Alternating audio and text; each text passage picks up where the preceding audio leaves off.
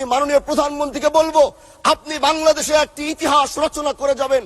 আপনার মাধ্যমে যদি এটা স্বীকৃতি পায়, যারা নবীকে অস্বীকার করে তারা কোনোদিন মুসলমান থাকতে পারে না। যারা নবীকে কটূক্তি করে, নবীর নামে গালিগালাজ করে, এদের মৃত্যুদণ্ড, এই আইনটাও যেন বাংলাদেশের এই সংসদ থেকে পাশ করা হয়। হাদি হত্যার বিচার যেন সুনিশ্চিত করা হয়। আমার এলাকায় মাদক নিয়ে বড় মুশকিলে আছি, প্রশাসনের সেই সহযোগিতা আমি পাচ্ছি না। আমি যেই আসন থেকে নির্বাচিত হয়েছি, সেই আসন থেকে বাংলার ঐতিহাসিক একজন নক্ষত্রের জন্ম হয়েছিল, যিনার জন্ম না হলে 1947 সাল হতো কিনা তাদের আন্দোলন না থাকলে জানি না। কারণ তিনারা নিজের জীবনকে বাজি রেখে ব্রিটিশ বিরোধী আন্দোলন করেছেন এবং আল্লাহ পাকের কাছে অশেষ শুকরিয়া জানাই যে সেই ব্রিটিশ বিরোধী আন্দোলনের অন্যতম একজন নেতা হাজী শরীয়তুল্লাহ রহমতুল্লাহ আলাইহির সেই বংশের সন্তান হিসাবে আল্লাহ আমাকেও কবুল করেছেন। মাননীয় স্পিকার, হাজী শরীয়তুল্লাহর কথা যদি বলতে হয়, তিনি যেভাবে এই দেশকে অন্যায় অবিচার মুক্ত করার জন্য, এদেশের মানুষ ছিল নির্যাতিত, এদেশের কৃষকরা ছিল নির্যাতিত, এদেশের মুসলমানরা ছিল নির্যাতিত। একদিকে ব্রিটিশ মুসলমানদের উপর অত্যাচার করছিল, আরেক দিক থেকে হিন্দু জমিদাররা তারা মুসলমানদের উপরে একচেটিয়া অন্যায় অবিচার স্ট্রিম রোলার চালিয়ে যাচ্ছিল।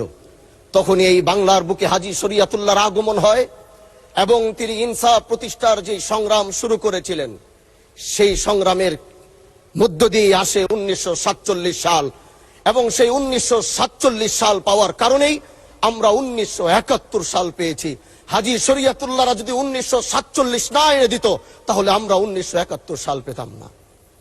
মাননীয় স্পিকার, আজ দাঁড়িয়েছি শুধু শিবচরের কথা বলার জন্য নয়। আমরা একটি বিশাল কমিউনিটি থেকে বিলং করি। আমরা দেশ ও জাতির কণ্ঠ হয়ে কথা বলার জন্য জাতীয় সংসদে এসে দাঁড়িয়েছি। আমাদের সংসদের ওই পাশে যারা রয়েছেন তারা শুধু মনে করেন যে আমরা শুধু তাদের বিরোধিতার জন্য দাঁড়িয়েছি। বিরোধী দল মানে শুধু বিরোধিতা করা নয়, সরকারি দল যদি ভালো কাজ করবে, বিরোধী দলের মঞ্চে দাঁড়িয়েও তাদের প্রশংসা করতে আমরা বিন্দু পরিমাণ দ্বিধা করব না।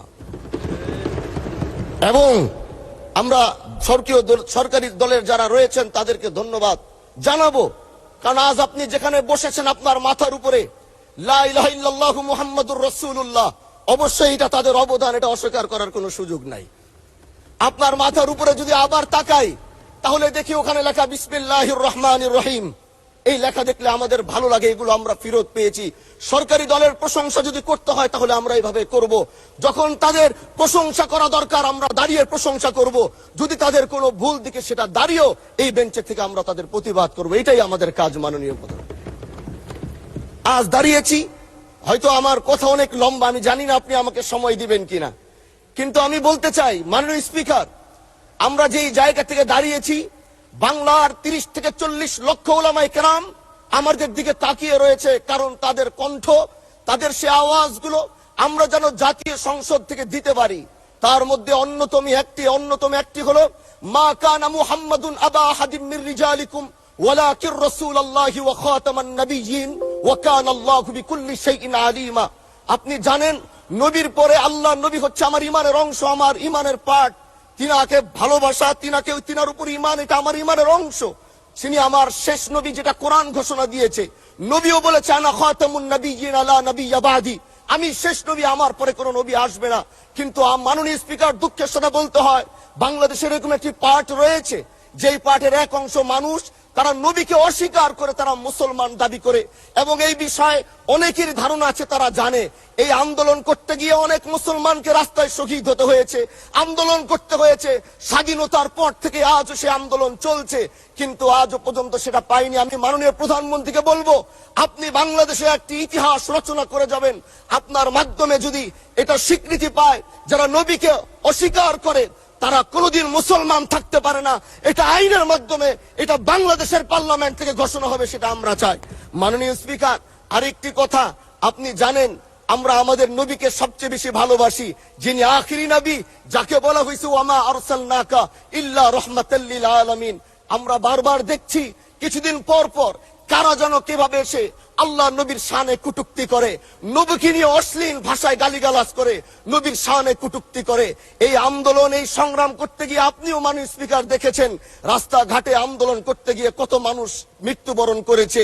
যদি একবার বাংলাদেশের আইনে, কারণ মুসলমান যদি আমাদের বাংলাদেশের পার্সেন্টেজ অনুযায়ী আমাদের অবশ্যই মুসলমানদের সংখ্যা এই দেশে অনেক বেশি। আমরা তো অন্য কিছু চাচ্ছি না। এই দেশের মানুষ নামাজ না পড়লেও যদি কেউ নবীকে কটূক্তি করে তার কলিজা ছিঁড়ে যায়, সে রাজপথে নেমে যায়। আমি বলবো যারা নবীকে কটূক্তি করে, নবীর নামে গালিগালাজ করে, এদের মৃত্যুদণ্ড, এই আইনটাও যেন বাংলাদেশের এই সংসদ থেকে পাশ করা হয়। মাননীয় স্পিকার, এই কথাগুলো বলতে গিয়ে অনেক কথা হারিয়ে যাচ্ছে। এলাকায় বলেছিলাম যে আমরা ন্যায়ের পক্ষে কথা বলবো, ইনসাফের পক্ষে কথা বলবো। তখন অনেকে হাত ধরে বলেছিল, হামজালা ভাই জাতীয় সংসদে যখন যাবেন একটু বইলেন হাদি হত্যার বিচারটা যেন হয়। জি, 2 মিনিট বাড়ানো হলো, আরো বলেন আজকে যে please। সন্তানটা ন্যায়ের পক্ষে কথা বলেছিল, ইনসাফের আওয়াজ দিয়েছিল, আমাদের মতোই যুবক মাননীয় স্পিকার, তিনি এই যে স্বপ্ন বুনেছিল এক সুন্দর বাংলাদেশ করবার, রাস্তার ভিতরে সেই স্বপ্ন থামিয়ে দেওয়া হয়েছে। এই বিচার যদি না হয় তাহলে আমাদের মতো হামজালাদের নিরাপত্তাও রাস্তায় কেউ দিতে পারবে না মাননীয় স্পিকার। এজন্য আপনার মাধ্যমে আমি বলতে চাই, হাদি হত্যার বিচার যেন সুনিশ্চিত করা হয় মাননীয় স্বরাষ্ট্রমন্ত্রীর মাধ্যমে। মাননীয় স্পিকার, আর একটি কথা, আমি আর বেশি লম্বা দীর্ঘ আলোচনা করব না। আমার এলাকায় মাদক নিয়ে বড় মুশকিলে আছি, প্রশাসনের সেই সহযোগিতা আমি পাচ্ছি না। একদিক থেকে আমি নিজে মাদক বিরোধী সংগ্রামে নিজে রাস্তায় নেমে মাদকের বিরুদ্ধে আমি নিজে অভিযান চালিয়েছি। এবার তাদেরকে একদিক থেকে ধরে যখন প্রশাসনের কাছে ইয়াবা সহ গাঁজা সহ দেওয়া হয়, তখন তারা একদিক থেকে আসে কোর্টে চালান করে দেয়।